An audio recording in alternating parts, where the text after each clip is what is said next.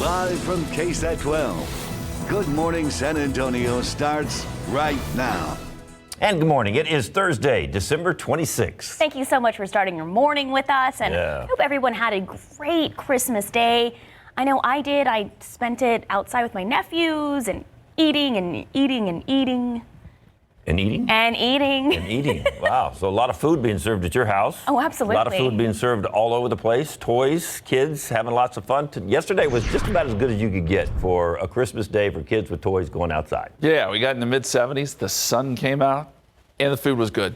I'm sure adults got some toys, too, and we're out there, like golf clubs and, things like that. Maybe a bicycle, maybe a new car, something.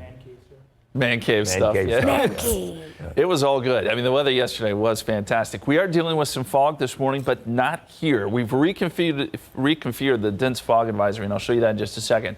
Where we are seeing the fog is northeast Texas, Dallas, Fort Worth, Waco. If you're going up north I-35, you will run into some of the fog. But that dense fog advisory has been canceled now for much of our area. So just our northeastern counties here, San Marcos, New Braunfels, Seguin, maybe Nixon, Gonzales. This is an area where visibility may come down a little bit next couple of hours.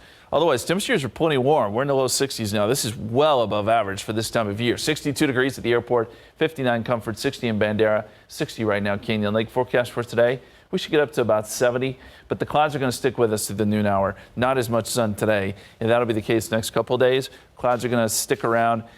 We probably won't see quite a bit of sun until Sunday. And that's after a cold front sweeps through, and that does bring some changes. We're going to talk more about that, time it out for you here in just a few minutes. But we've had a couple incidents this morning, but all in all, it's been pretty quiet here on Time Saver Traffic. It's been quiet, just we had that one accident. We still have the one accident here on St. Mary's, but other than that, things are looking very good right now, especially for the 6 o'clock hour. Yeah. So like I was telling Justin right here, one accident, it's going to be on South St. Mary's and Playmore Street right here near in between 37 and 10. SAPD still on scene working that accident, not affecting major traffic, but just put it up there because it is near some major highways there, but that should be finishing up here soon. I don't know what that one is. That was not an accident there. But let's take a look at some drive times. Westbound US 281 to I-10, 6 minutes. And southbound Boulevardy to 1604, 5 minutes. Good commutes. TransGuide, let's take a look. 410 in Paramvidal, looking very smooth. 37 in I-10, looking great. Traffic starting to pick up a little bit. Normal for the 6 o'clock hour. 35 in Walsham, also looking great. So right now, if you're headed out to work, things are looking very good for you. Dave? Thank you, sir. New this morning, a wrong-way driver on Hardy Oak Boulevard leads police on a chase that ends at a local car dealership. That suspect now facing at least 4 charges. Max Massey is following the story from Alamo Toyota and has the latest from investigators. The suspect is now looking at charges of felony evading, felony resisting, felony criminal mischief, and assaulting a peace officer. Now that chase ending here at Alamo Toyota.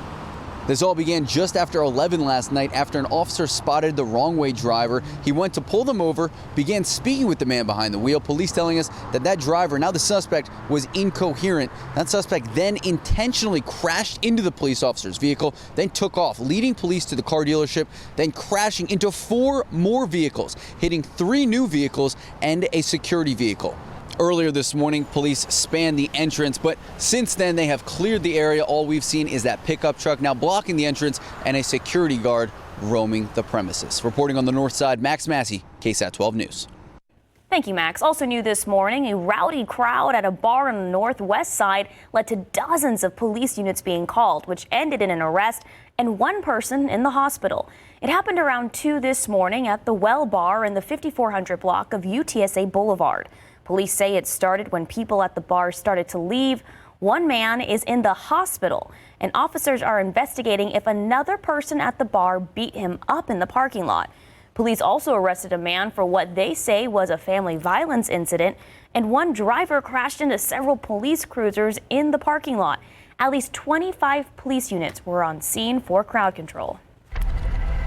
Topping your morning headlines, Christmas Day has come and gone with no sign of that so-called gift from North Korea. A North Korean official made the threat earlier this month as denuclearization talks fizzled. However, analysts warn that the North could still act. ABC's Matt Gutman has more from Seoul, South Korea.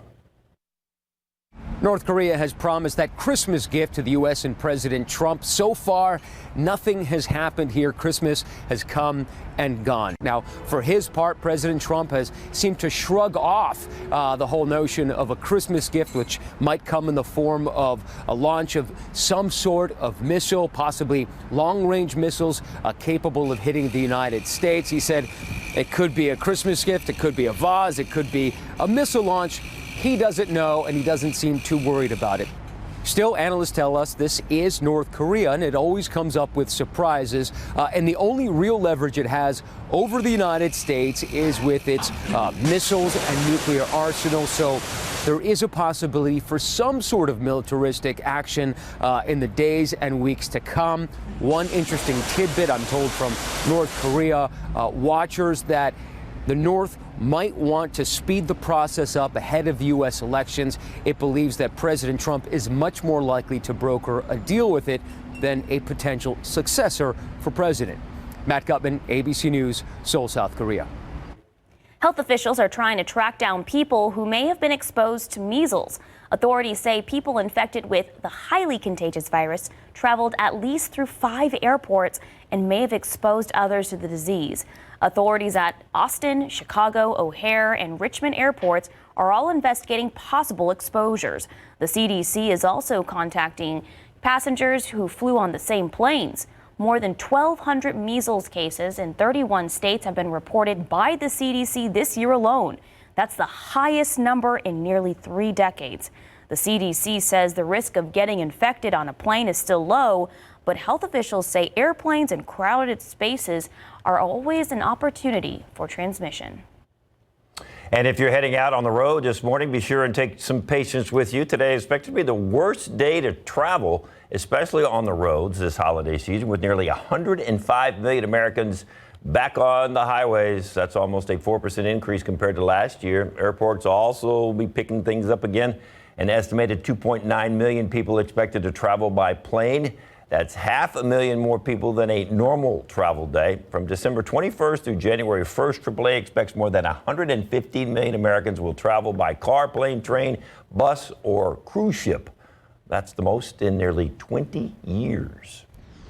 And right now on KSAT12, holiday shopping doesn't end with Christmas. More retail stores are offering even higher discounts on items between Christmas and well into the new year. According to the new survey, 68% of holiday shoppers will likely shop this week after Christmas. Today will also be a busy day for returns or exchanges. Right now on our homepage, we have tips for all of your post-holiday shopping. Also on KSAT.com, Texas Parks and Wildlife called 2019 a great year for fishing. Fishermen and women around Texas broke 47 new state fishing records this past year. The biggest fish caught by a fly rod was a red drum at 46.5 inches long. That was in Matagorda Bay back in August. For a list of fishing records, check the 2019. Head over to KSAT.com. Did you see that picture of that boy holding that fish? Who was bigger? I think the fish. The fish bigger than the boy? Who caught who? Who caught?